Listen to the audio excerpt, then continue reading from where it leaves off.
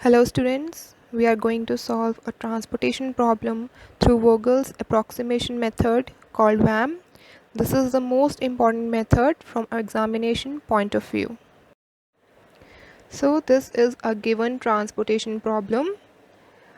हम इसमें सबसे पहले देखेंगे कि वेदर ये जो हमारी प्रॉब्लम है whether it is a balanced problem और नॉट, वो हम चेक करते हैं. हम अपनी डिमांड और सप्लाई सिचुएशन देखते हैं कि whether they are equal. If they are equal that means it is a balanced problem and we can proceed for VAM. So यहाँ पर हमारा डिमांड और जो रिक्वायरमेंट अवेलेबिलिटी है इट इज़ 60, 100 + 40 = 200 एंड डिमांड में है हमारे पास 20, 50, 50 and 80. It also equals 200. So this is a balanced problem. Now we can proceed to apply VAM. VAM calculate करने के लिए हम सबसे पहले यूनिट पेनल्टीज़ कैलकुलेट करते हैं. यूनिट पेनल्टीज़ होती हैं टू लीस्ट ट्रांसपोर्टेशन कॉस्ट का डिफरेंस जो हम row wise and column wise calculate करेंगे. So सबसे पहले हम निकालते हैं यूनिट पेनल्टीज़ 1. अब हम रो वाइज चलते हैं. सो रो ए में हमारे पास जो दो लीस्ट ट्रांसपोर्टेशन कॉस्ट हैं दे आर 3 and 6. सो इसका डिफरेंस हो गया 3. Then in next row we have 4 and 2, the difference is 2. Then in row C we have the least two transportation cost, that is 1 and 2, so the difference is 1.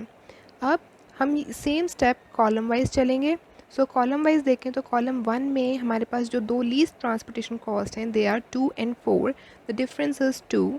Then column 2 में we have 3 and 2, the difference is 1. Then column 3 में 5 and 5, the difference is 0. And column 4 में 1 and 6, the difference is 5.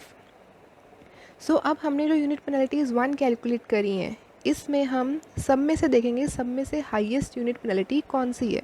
सो सब में से highest unit penalty जो है वो है 5. सो दैट मीन्स यहाँ पर इस कॉलम में हमारी एलोकेशन होगी. अब इस कॉलम में एलोकेशन कहाँ पर होगी वो हम डिटरमाइन करेंगे. इस कॉलम में जो सबसे लीस्ट ट्रांसपोर्टेशन कॉस्ट है वी हैव दैट इज़ 1. सो 1 पे हम एलोकेशन करेंगे ईदर 80 और 40. इन दोनों में से जो लीस्ट है वो एलोकेट होगा 1 पे विच इज़ 40. सो यहाँ पर हम 1 पे 40 की एलोकेशन कर देंगे. Now next step now we will calculate unit penalties 2. Same जैसे हमने पहले यूनिट पेनल्टीज़ कैलकुलेट करी थी हम वैसे ही अब यूनिट पेनल्टीज़ कैलकुलेट करेंगे. सो रो ए में हमारे पास जो दो लीस्ट ट्रांसपोर्टेशन कॉस्ट हैं they are 3 and 6. So the unit penalty is 3. Then in row B we have 2 and 4, the difference is 2. In row C हम वहाँ पर मैक्सिमम एलोकेशन 40 की कर सकते थे रो सी में. सो वो 40 हम फुली एग्जॉस्ट कर चुके हैं जो हम 1 पे एलोकेट कर चुके हैं. दैट मीन्स वहाँ पे हम यूनिट पेनल्टी अब कैलकुलेट नहीं करेंगे. वहाँ पे और कोई एलोकेशन नहीं हो सकती उस रो में. सो वहाँ पे हम डैश डाल देंगे. अब कॉलम वाइज अगर हम देखें तो रो सी जो है एग्जॉस्ट हो चुके हैं तो उसको हम यूनिट पेनल्टी कैलकुलेट करते वक्त जो लीस्ट लेना है हम उसको वैल्यू को नहीं लेंगे. दैट मीन्स अब हम सिर्फ ए और बी की वैल्यू को लेंगे फॉर द डिफरेंस. सो यहाँ पे हमारा डिफरेंस है 7 और 4 का difference which is 3. Then in column 2 2 and 3 का difference which is 1. In column 3 8 and 5 का difference which is 3. And in column 4 6 and 10 का डिफरेंस विच इज़ 4. सो अब यूनिट पेनल्टीज़ 2 में highest is 4. So that means अब हम इस कॉलम में allocation करेंगे सेम वे जहाँ पे जो हमारी लीस्ट कॉस्ट है. इस कॉलम में हम 1 थी हमारी लीस्ट कॉस्ट, वहाँ पे हम एलोकेट कर चुके हैं 40. अब जो नेक्स्ट लीस्ट कॉस्ट है विच इज़ 6 पे एलोकेशन होगी. वो कितनी होगी. अब उस कॉलम में हम कॉलम 4 में हम देखें तो 80 की एलोकेशन कर सकते थे, उसमें से हम 40 एलोकेट कर चुके हैं. दैट मीन्स अब हम यहाँ पे सिर्फ 40 बचा है जो हम एलोकेट कर सकते हैं. और अगर हम रो वाइज देखें तो 6 में हम 60 की एलोकेशन कर सकते हैं. तो 40 और 60 में से जो लीस्ट है विच इज़ 40 वो हम 6 पे एलोकेट कर देंगे. नाउ द नेक्स्ट स्टेप अब हम कैलकुलेट करेंगे यूनिट पेनल्टीज़ 3.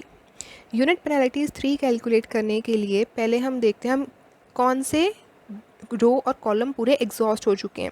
रो सी जो है वो एग्जॉस्ट हो चुका है। सिमिलरली रो 4 जो था वहाँ पे हम मैक्सिमम 80 एलोकेशन कर सकते थे, अब वो भी एग्जॉस्ट हो चुका है। सो यूनिट पेनल्टी 3 कैलकुलेट करने के लिए जब हम डिफरेंस लेंगे दो लीस्ट ट्रांसपोर्टेशन कॉस्ट का, तो उसमें हम 6 को नहीं लेंगे क्योंकि वो जो कॉलम है पूरा एग्जॉस्ट हो चुका है। सो अब हम डिफरेंस लेंगे 7 और 3 का, which is 4। Now row B 4 and 2 का डिफरेंस विच इज़ 2। रो सी हम एग्जॉस्ट कर चुके हैं, अब हम चलते हैं column wise. Column wise 7 and 4 का डिफरेंस विच इज़ 3, 3 एंड 2 का difference which is 1, and column 3 में 8 एंड 5 का डिफरेंस विच इज़ 3। कॉलम 4 पूरा एग्जॉस्ट हो चुका है, तो वहाँ पे हम यूनिट पेनल्टी कैलकुलेट नहीं करेंगे। सो अब यूनिट पेनल्टी 3 में जो हमारे पास हाईएस्ट यूनिट पेनल्टी है विच इज़ 4। सो दैट मीन्स हम उस रो में एलोकेशन करेंगे, दैट मीन्स हम ए में एलोकेशन करेंगे। ए में जो अब लीस्ट है विच इज़ 3 पे एलोकेशन होगी। 3 पे एलोकेशन हम कैलकुलेट करनी है कितनी होगी। अगर हम उसको कॉलम वाइज देखें तो हम वहाँ पे एलोकेशन कर सकते हैं 50 की, और अगर हम रो वाइज देखें तो वहाँ पे 60 था, उसमें से 40 एलोकेट कर चुके हैं, that means 20 row wise allocate कर सकते हैं। सो 50 और 20 में से लीस्ट इज़ 20। सो अब हम 3 पे 20 की एलोकेशन कर देंगे। नाउ नेक्स्ट स्टेप, अब हम कैलकुलेट करेंगे unit penalties 4। Unit penalties 4 calculate करने के लिए रो ए जो है वो पूरी एग्जॉस्ट हो चुकी है, तो उसको हम यूनिट पेनल्टी में कैलकुलेट नहीं करेंगे। रो बी में difference is 4 and 2, the difference is 2। Row C fully exhaust हो चुके हैं, तो उसको भी हम नहीं लेंगे, वहाँ पे भी हम डैश डाल देंगे। Now we will move column wise. Column wise में रो ए और सी फुली एग्जॉस्ट हो गया, तो हम उसको यूनिट पेनल्टी के डिफरेंस में हम नहीं लेंगे, तो that means unit penalty 4 column 1 में हुई 4, कॉलम 2 में हुई 2, कॉलम 3 में हुई 5, एंड कॉलम 4 डैश, क्योंकि वो पूरी एग्जॉस्ट हो चुका है। अब यूनिट पेनल्टी 4 में जो हाईएस्ट है यूनिट पेनल्टी विच इज़ 5, तो दैट मीन्स वहाँ पर एलोकेशन होगी। सो कॉलम 3 में हम एलोकेट करेंगे जो लीस्ट ट्रांसपोर्टेशन कॉस्ट है वहाँ पे, विच इज़ 5। सो कॉलम 3 में 5 पर एलोकेशन होगी इधर 50 और 100, जो दोनों में से लीस्ट है दैट इज़ 50। सो कॉलम 3 में 5 पर हम 50 की एलोकेशन कर देंगे। Now the next step, now we will calculate unit penalties 5. Row A में डैश, रो बी में unit penalty is 2, row C में again dash. Now column wise unit penalty 5, column 1 में 4, कॉलम 2 में 2, column 3 dash and column 4 dash. So यहाँ पर unit penalty 5 में जो highest है विच इज़ 4, हम कॉलम 1 में एलोकेशन करेंगे। सो कॉलम 1 में जो एलोकेशन है वो होगी 4 पे, जो 20 और 100 में से हम 50 एलोकेट कर चुके हैं, दैट मीन्स 20 और 50 में से जो लीस्ट है 20, सो हम 4 पे 20 की एलोकेशन कर देंगे। नाउ द नेक्स्ट स्टेप, ये हमारा लास्ट स्टेप है, हमारी सारी एलोकेशन हो चुकी हैं सब।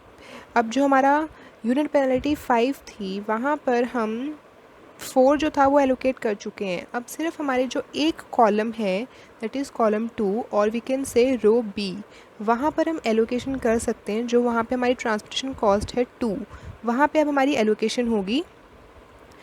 कॉलम 2 में हम 50 की एलोकेशन कर सकते हैं, जिसमें से हम 20 एलोकेट कर चुके हैं, दैट मीन्स वहाँ पे हम 30 की एलोकेशन करेंगे। और अगर हम रो वाइज चलें तो वहाँ पे हम 100 की एलोकेशन, रो बी में 100 की एलोकेशन हो सकती है, जिसमें से हम 70 एलोकेट कर चुके हैं, that means 30। So row B में जो हमारी ट्रांसपोर्टेशन कॉस्ट 2 है वहाँ पे हम 30 की एलोकेशन करेंगे। After this we will calculate transportation cost. Total cost निकलेगी जो हमने एलोकेशन की हैं 3 into 20 plus 6 into 40 plus 4 into 20 plus 2 into 30 plus 5 into 50 plus 1 into 40, which equals 730. So this is how we solve a transportation problem through WAM. So this is how we apply VAM. It is the most suitable method because it gives us the best results near to the optimality. That means कि अगर हम आगे optimality test apply करते हैं तो हमने अगर VAM apply किया हो तो हमारे जो number of iterations हैं वो हमारे reduce हो जाते हैं by applying VAM. So there are certain areas जहाँ पे हम इस वैम को अप्लाई कर सकते हैं. फ़र्स्ट ऑफ़ ऑल अगर हमें ट्रांसपोर्टेशन रूट्स निकालने हैं तो वहाँ पे हम वैम अप्लाई करते हैं जिससे कि हमें मिनिमम ट्रांसपोर्टेशन कॉस्ट मिलती है. बिकॉज वैम जो है हमें एलोकेशन दे देता है कि कौन से वेयर हाउसेज़ को कौन से प्लांट्स एलोकेट किए जाएँ सो दैट जो हमारी टोटल ट्रांसपोर्टेशन कॉस्ट है वो मिनिमम हो.